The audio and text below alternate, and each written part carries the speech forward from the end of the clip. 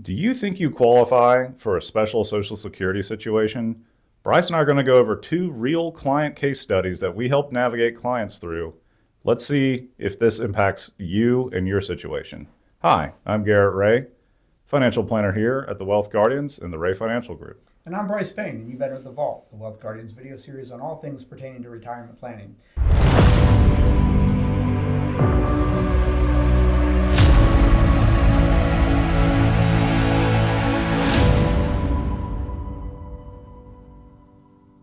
In this episode, Garrett and I are going to go over two real case studies about Social Security and unique filing options. One case where we did help the client successfully navigate the complexities of Social Security filing, and another case where they came to us just a little bit too late and ended up having some regrets about that. Don't forget to hit these like and subscribe buttons down below if you want to catch future episodes of The Vault with Doug, Garrett, and myself. Okay, Garrett, let's go ahead and dive into this. You start off with the unique case where we were able to help the clients. Yeah, so we had a client come to us about a year ago. Let's just call him Mr. Smith. And he had a unique and an unfortunate situation where he had been married for many, many years. And unfortunately, his wife passed away about 3 years prior to talking to us. The whole reason he came to us in the first place was we were doing one of our community seminars where we talk to the community about Social Security benefits and where they may fall in and different strategies around filing for Social Security. And in our talk, we had mentioned about widow and widowers benefits. Right. And he realized, well, my wife has been deceased for 3 years. I wonder if this applies to me. And so we started him through our retirement planning process. Of course, Social Security is one of the things we talk about considerably. Right. And lo and behold, we believed, we think you are entitled to widower's benefits if your wife has been deceased for 3 years. At the time he came to us, Bryce, this gentleman was 67 years old. His plan was always to work until age 70 and then retire from his career. That's what he had planned from the get-go. But he was curious, hey, while I continue to work for these additional 3 years from 67 to 70, can I apply this widower's benefit? And so we, did some investigation and a little bit of research for him, and we said, we think you've got a case. Let's go to the Social Security Administration and provide all the details, and they'll let you know if you're entitled to this benefit. Well, sure enough, he was, and essentially he was entitled to widower's benefits. He can file and get a portion of what his deceased wife's benefit would be. And he basically started a benefit that same year, actually within weeks of talking to us, at age 67 to the tune of $1,400 per month. So if you're doing the math there at home, $1,400 per month for 3 years, that's over $50,000 of additional money that he's going to have in his pre-retirement years. Now, most people would say, if I had an additional $50,000 to help me get started on my retirement, that'd be a good solution for them. And so in this particular case, he was able to file widower's benefits off of his wife and allow his own benefit to grow up until age 70. At that point, he will switch over to his own benefit. Right.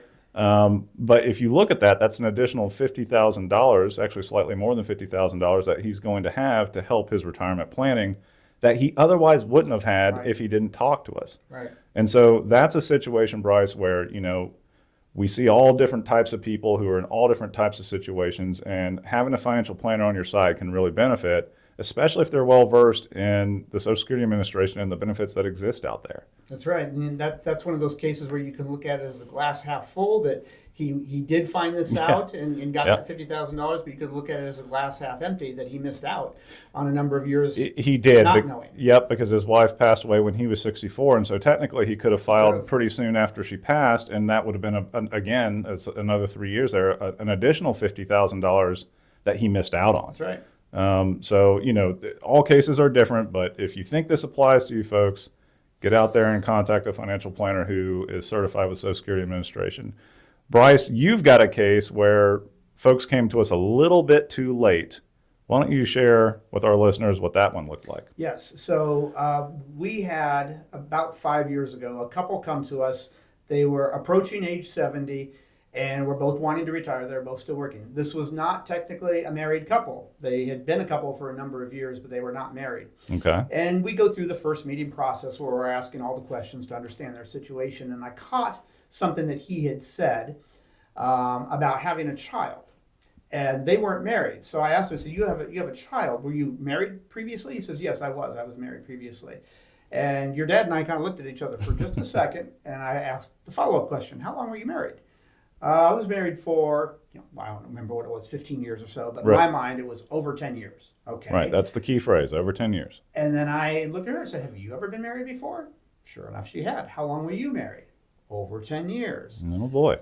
So then your dad and I looked at each other, and we both knew exactly what was happening next. We had to break some news to him. Yeah. Well, after everything that we went over, you didn't mention anything about Social Security benefits.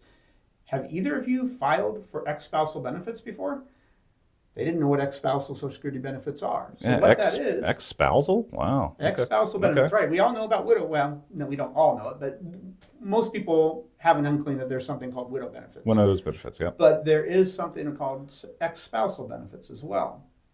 And what that is if you have been married for 10 years or longer, and you've divorced, and you have not remarried, or at least haven't remarried before the age of 60, Right. then you can file for ex-spousal benefits as soon as you turn age 62. Yeah. Which means once you turn 62, you file for ex-spousal benefits. You are getting half of your ex-spouse's full retirement age benefit, maybe minus a little bit if you're filing at 62. If you waited till you were 67, then you would receive half of their full retirement age benefit. But mathematically, that probably wouldn't make sense. And I'll explain why in just a second. So when you turn 62, you can file for ex-spousal benefits regardless of how old your ex-spouse is. They might be much younger than you and not age 62 yet. That doesn't matter. When you file for ex-spousal benefits, that does not impact your ex-spouse's benefits for themselves at all. So there's no reason that they would have an issue or a problem with this. It's not Right. like It's not going to be a dicey situation. you're not taking away half of their benefits. Just whatever their benefit was, let's say it was $3,000. Yep. You can get half of that, $1,500 for yourself, and they would still get their own $3,000. You can do that and be receiving that ex-spousal benefit. In this case, we'll call it $1,500 a month, all the way up until you turn age 70. Yep. And then what you have done is you have allowed your own benefit to grow at that basically 8% or close to 8% a year from your age 62 up until age 70. Yep. And then you can turn off your ex-spousal benefits. And file for your own. And file for your own primary benefits, which would have been growing at 8% a year until age 70. That's a huge advantage. Now, this couple never did that. Nope. They weren't aware of what ex-spousal benefits were. The next question, I remember this vividly, asking them, did your ex-spouse make a good living? Were they working all their years? Yes. Same with the other one. So we did some rough math in our heads, your dad and I, real quick. And this couple had missed out on, from age 62 to age 70, had missed out on over $100,000 combined. Yeah. That's a lot of money to be missing out on. Unfortunately, Social Security does not have that, hey, I made a mistake, let's rewind the clock 8 years box. That box doesn't exist. Nope. Now, if you go and file, they might allow you, depending on how nice you are to the Social Security rep, they have the ability to go back and do some retro filing for about 3 months or so. Yeah. My understanding is that if you talk to a supervisor, they can go back a little bit longer than that, but not 8 years. Right. Not 8 years. So that's about the most that they can undo that mistake. So that was unfortunate. So in your case, we were able to help somebody because they came to a financial planner on time. And in our case, we weren't able to help somebody in that aspect anyway because they didn't come to a financial planner on time. Yeah. Now, we were able to help them with the rest of their portfolio allocation and pension filing strategies and all that other stuff that a financial planner helps you out with, but not the Social Security. So that was unfortunate in that case. I will point out one thing, Garrett. We are certified advisors with the National Social Security Association. You had said certified with the National Social Security Administration. It's the association that we're associated with, just to make that clarification. But anyway, that's two unique case studies there. That does not apply to everybody. That's the definition of unique, is that it's, it's unique. But who knows? Your case might be unique as well, and you probably want to sit down with a financial planner who's well versed on Social Security filing and see if you're making all the right decisions when it comes to that. What will be an important source of income for you throughout your retirement. You want to make sure you're filing the right way. Absolutely. All right. Well, that's going to wrap it up for this episode of The Vault. Again, I'll bring your attention to these like and subscribe buttons down below the screen there. You can click on those if you want to catch future episodes of The Vault with Doug, Garrett, and myself. I do want to remind you, financial plans do not create themselves.